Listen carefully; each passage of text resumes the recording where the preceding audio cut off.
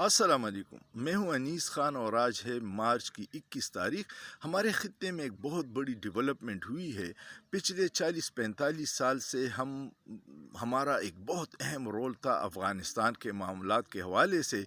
امریکہ جو بھی بات چھوٹی بڑی کرنا چاہتا تھا، کوئی بھی کارروائی، وہ ہماری ملٹری اسٹیبلشمنٹ اور ایجنسیوں کے بغیر نہیں کرتا تھا، اور طالبان پہ ہمارا ہولڈ اتنا زیادہ تھا کہ دوحہ میں جب ڈائلاگ شروع ہو رہے تھے تو طالبان کو ہماری ISI کے بڑوں نے مجبور کیا تھا کہ وہ امریکہ کے ساتھ بیٹھے اور مذاکرات کرے۔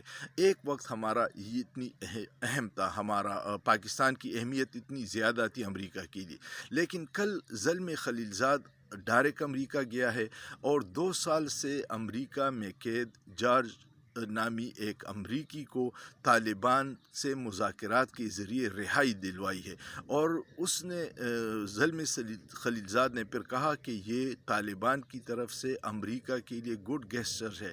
یہ بہت بڑی ڈیولپمنٹ ہے۔ جو لوگ ہمارے یہاں سوچ رہے تھے کہ دوبارہ افغانستان کے ساتھ اگر کوئی معاملات امریکہ کے خراب ہوتے ہیں تو ہماری اہمیت ہوگی اور پھر ہم جنگ کریں گے، ڈالر آئیں گے، وہ خواب چکنا چور ہو گئے۔ اور اس کا اشارہ بہت پہلے، کچھ ہفتہ پہلے، ملیحہ لودھی جو پاکستان میں امریکہ میں پاکستانی سفیر تھی اور مستقل مندوب تھی UN میں ہماری، اس نے ایک TV انٹرویو میں کہا تھا کہ جو لوگ یہ سوچ رکھتے ہیں کہ امریکہ پھر آئے گا اور افغانستان میں لڑائی ہوگی اور ڈالر آئیں گے، وہ غلط فہمی کا شکار ہے۔ یہ ہمارے کچھ لوگوں کی سوچ اس لیے بن گئی کہ ٹرمپ نے آتے ہی کہا تھا کہ امریکہ کا جو $7-8 ارب کا اسلحہ طالبان کے پاس ہے وہ ہمیں واپس کرنا ہوگا۔ تو یہاں پہ کچھ لوگوں کی امید ہو گئی کہ ہمارے چونکہ مفادات اکٹھے ہو جائیں گے، ہم حالات کی خرابی کا رونا روئیں گے، اور ساتھ میں امریکہ اپنا اسلحہ لے گا تو طالبان ہمارا مشترکہ دشمن ٹارگٹ ہوگا، اور پھر ہم مل کے لڑیں گے اور ڈالرز آئیں گے۔ تو یہ خواب میرے خیال میں چکناچور اس لیے ہو گیا کہ زلمے خلیل زاد نے وہاں آ کے طالبان سے ڈائریکٹ مذاکرات کر کے امریکہ سے اپنے رابطے بحال کر دیے ہیں۔ دوسری بات یہ ہے کہ زلمے خلیل زاد کی اہمیت ہمارے حکومت نہیں تسلیم کر رہی تھی۔ خواجہ آصف نے کہا تھا کہ زلمے خلیل زاد جو ٹویٹ کر رہا ہے یہ آنی جانیہ ہے، اپنی اہمیت بنا رہا ہے۔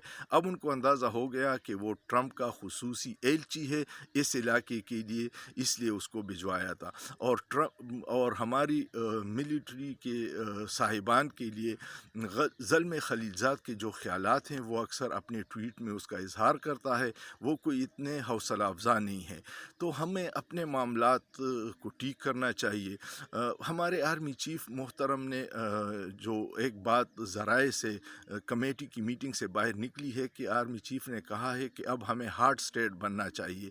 تو ہارڈ اسٹیٹ دنیا میں صرف ایک ہے اور وہ ہے شمالی کوریا، اور وہاں پہ ایک اس کے پڑوس میں جنوبی کوریا ہے۔ تو جنوبی کوریا ترقی کی منازل طے کر رہا ہے، امن ہے، خوشحالی ہے، جمہوریت ہے، ترقی ہے۔ دوسری طرف شمالی کوریا ہے جو ہارڈ اسٹیٹ ہے، جس میں سانس لینا بھی مشکل ہے، نہ لوگوں کے پاس روزگار ہے، نہ 2 وقت کے کھانے کا مل رہا ہے، اپنی مرضی سے وہ سانس تک نہیں لے سکتے، تو وہ تباہی کی طرف گامزن ہے۔ خدا را ہر باشعور شخص کہے گا کہ آئینی اسٹیٹ بنائیے جس میں آئین اور قانون کی عملداری ہو، آئین کی پاسداری ہو، تو اسی میں پاکستان کی بقا اور سلامتی ہے۔ اگر آپ اس سے روگردانی کریں گے تو 77 سال سے ہم نے 4 مارشل لاء لگا کے کچھ حاصل نہیں کیا، آگے بھی اندھیرا ہی ہوگا۔ اللہ پاکستان اور پاکستانیوں کو اپنے حفظ و امان میں رکھے، لیکن سوچئے، سوچنا جرم نہیں ہے۔